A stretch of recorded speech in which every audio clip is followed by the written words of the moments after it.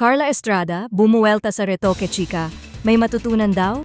Mga kachika, may pasabog na sagot na nga si Carla Estrada sa mga intriga. Na nagpareto kay nga raw ba siya?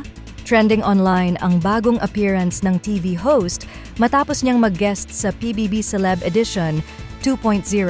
Kasama siya sa emotional na segment kung saan kinausap niya via phone call ang anak niyang si Lela Ford. At doon, habang emotional silang dalawa, nagbigay pa ng thoughtful na mensahe si Carla kay Lela. Pero imbes na ang heartfelt na eksena ang pagtuunan ng pansin, ay iba ang naging sentro ng atensyon para sa ilang netizens. Kasi imbes na bonding moment ng mag-ina, ang itsura ni Carla ang naging usap-usapan. Agad naman etong naging talk of the internet. Kasi may nagsasabing nagpa-enhance nga raw siya. Lalo na't pansin daw ang pagkakaiba sa kanyang ngipin at facial features. Kaya hindi na nakatiis si Carla at sumagot na nga sa mga chika about sa kanyang beauty. Sa social media, bumuwelta siya.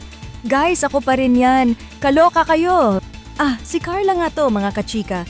Nandito ang TV host energy, straight to the point. Pero kahit impactful ang buwelta niya, hindi lang yon ang lahat. Kasi hirit pa niya.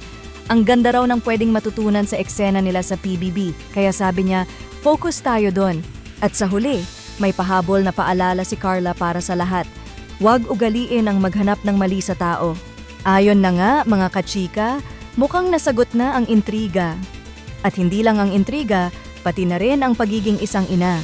Dahil sa gitna ng chika, pinili pa rin ni Carla na ituon ang atensyon sa kabutihan bilang isang nanay. Kaya ano sa tingin niyo mga kachika? Nagpa-enhance ba talaga o pa-positive lang ang peg ni Carla? At sa dulo, dapat ba talaga tayong tumutok sa hitsura o sa puso ng isang ina?